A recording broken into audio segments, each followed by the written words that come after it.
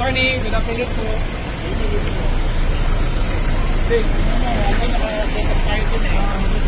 Kasi after the investigations, nakaramdam naman siya ng konting remorse dun sa mga nangyari. So, para sa side of good faith din, gusto naman ibalik naman sa haba ng bayan. Pero sir, meron bang i-commit din na ibalik pa na ibang pera na na-kickback itong si Alcantara sa mga iba pang proyekto?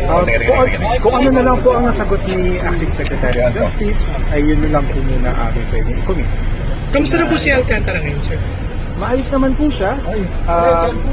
In high spirits kasi nga excited din siya na ibalik talaga tong pera to kasi nga parang sabi niya ito na lang matutulong niya para sa bayan. So gusto rin niya naman ibalik talaga yung mga anak ko. So sir, sa pagbalik ng pera, umaasa ba kayo na ma-admit na siya sa double as a state witness? Yun pong inaasahan namin. Sana naman ay maging dagdag na puntos iyon para sa kanya. Kasi nga tulad nun, para pinapakita naman namin na handa siya tumulong para sa investigasyon at maging testigo sa ongoing na mga investigasyon at magiging mga kaso. So, sir, yun naman po talaga na. nag-submit din kayo ng counter niya. Ano pong nilalaman nito? Hindi ko na lang po i-disclose yung naman ng counter affidavit pero it's part of the process. So talagang sumagot kami sa mga reklamo rin sa kanya.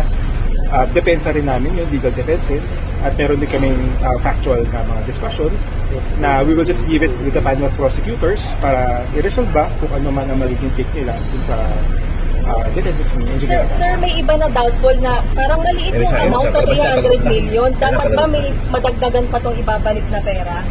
Hindi ko po sasagutin yun at yun po ay I'll just give it to the secretary. Okay, thank you sir. Thank you, sir. Kaliwa mo, kaliwa. Ayan. May mensahe po kayo, may nagbalik ng pera. Sir, I mean, Sir, kamusta po kayo?